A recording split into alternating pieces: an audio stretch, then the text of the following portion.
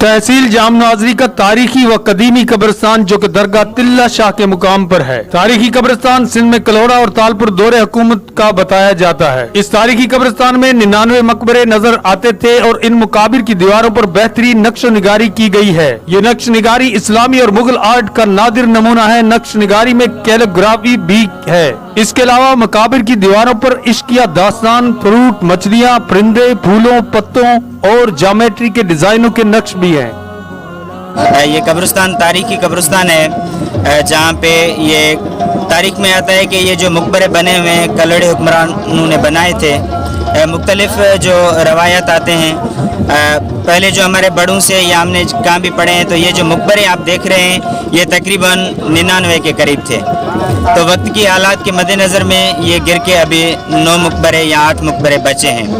ये गवर्नमेंट और सियाहत खानते की बेध्यानी की वजह से हुआ है। अब मैं गवर्नमेंट ऑफ सिंध और सियाहत खानते को ये गुजारिश करता हूँ कि इन बचे हुए मकबरों को रिपेयर किया जाए ताकि हमारी आने वाली नस्लें और आने वाले सियाह देखें कि यहाँ पर भी कोई तारीखी चीज़ें थी। महकमा आसार कदीमा व सेहत की बेध्यानी के बाइस ये मकबरे अपना वजूद खो रहे हैं। 99 मकबरों में अब 9 मकबरे बाकी बचे हैं। तमाम मकबरे खस्ताहाली की वजह से जमीन बोस हो चुके हैं। जरूरत इस बात की है कि हुकूमत वक्त को इस तरफ ध्यान देकर इन मकबरों की दोबारा तज़ीन और आइश करके सूबा सिंध के कदीमी कब्रिस्तान के मुकाबिर को इसी हालत में लाकर सियाहों की तवज्जो इस तरफ दिलाई जाए ताकि ये एक कदीमी और तारीखी होने के साथ साथ सियाहती कब्रिस्तान बन सके।